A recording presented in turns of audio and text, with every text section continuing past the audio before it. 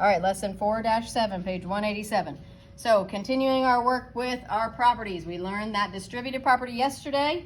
You guys have known the commutative and associative properties since probably like first grade. You just called them like the flip-flop or the, I forget what the other one was where you can mix it up, but they had other little names for it instead of the actual mathematical term.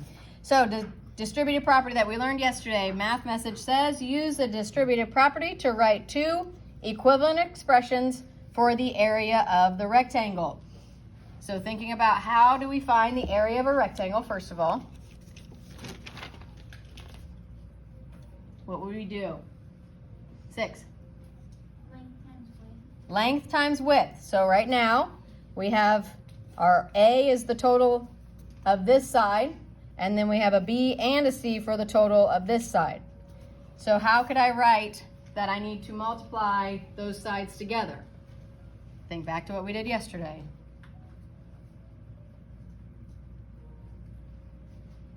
$26.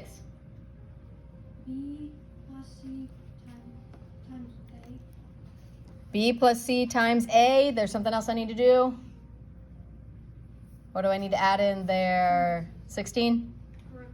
Parentheses around. What should I put them around? A and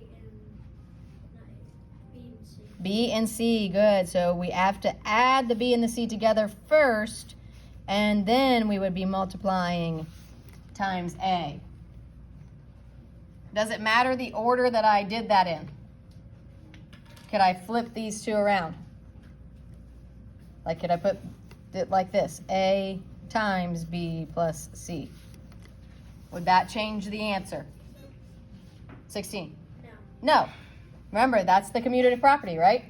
Whatever A is, if we put a number in there like 2, and then if this was like 3 and 4, it's not going to matter if I multiply my 2 times 7 or my 7 times 2. It's still going to give me the same answer.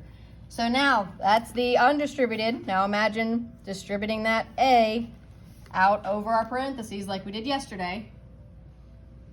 What's it going to look like when you have the 2 sets of parentheses this time? 9. It would be A times B plus A times C. Good. A, and this, since they're both variables, I'm just going to put them right next to each other. A, B plus A, C. So we remember that that means they are being multiplied. When you have a variable right next to another variable or right next to a number, that implies multiplication. Out of your desk. Did you write this down? This? And again, does it matter the order?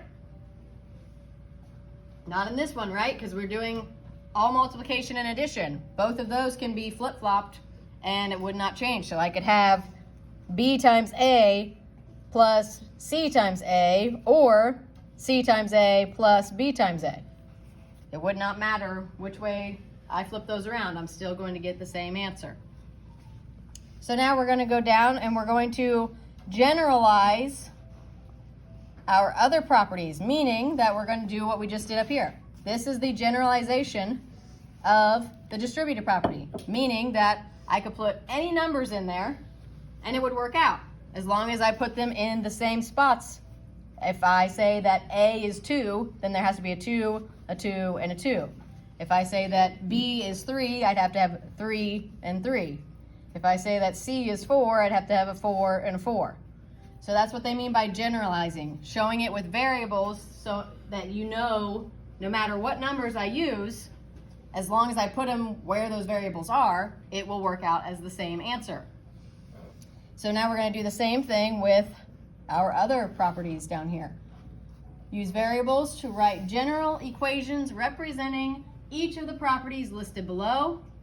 Each property has been applied in a numerical example. So our commutative property of addition means that we can do it flipping, right? 3 plus 5 is the same as 5 plus 3. So now how could I write that with variables? To show that anytime I have 2 numbers being added together, I could flip them and still get the same answer.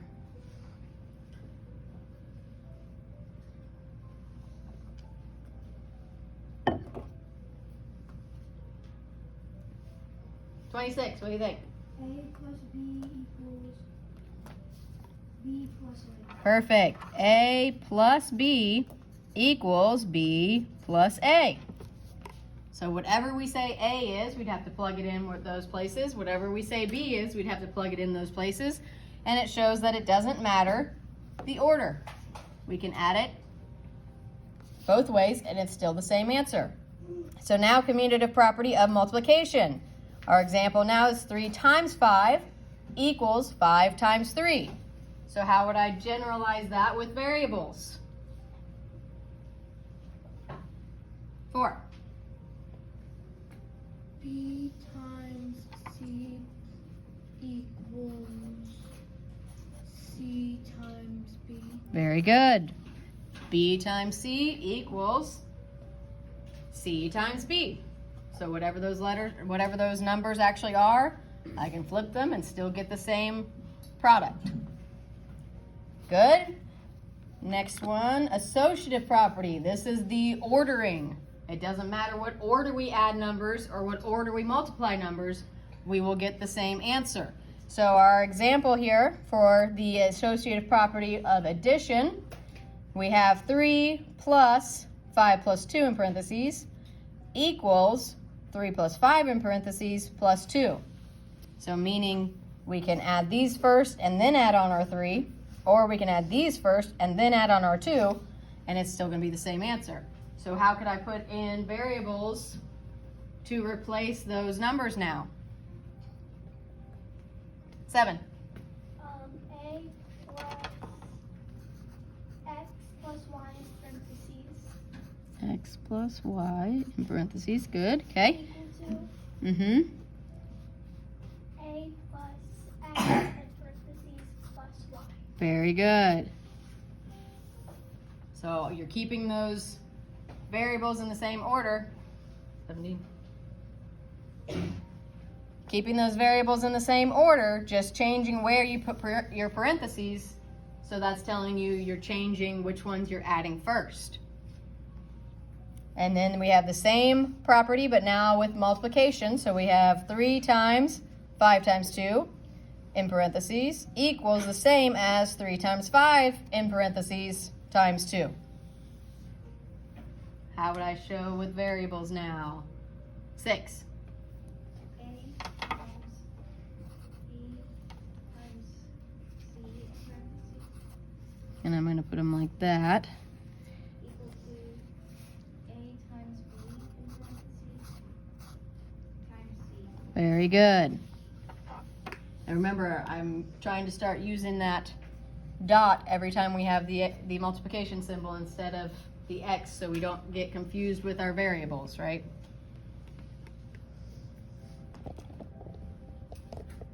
All right, and then our newest one,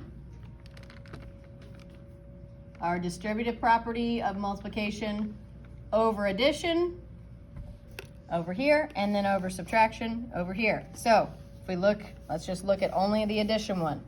So this is what we just did yesterday. If we have 3 on the outside of our parentheses times 5 plus 2, we're imagining taking that 3 and distributing it out to make it 3 times 5 plus 3 times 2. So how could I show that with variables?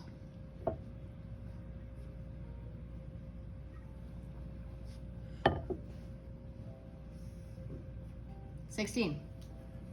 G times F A in parentheses What would the F and the A be doing?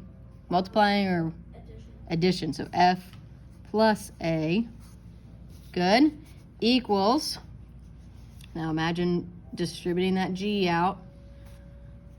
What would be my first set of parentheses?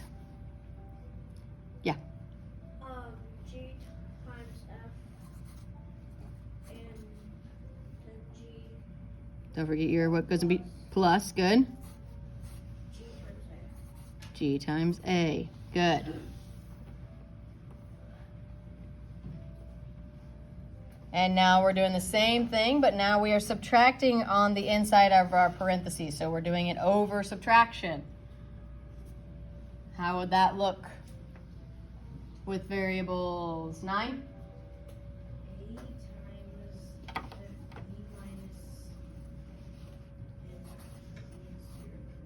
in parentheses, good, equals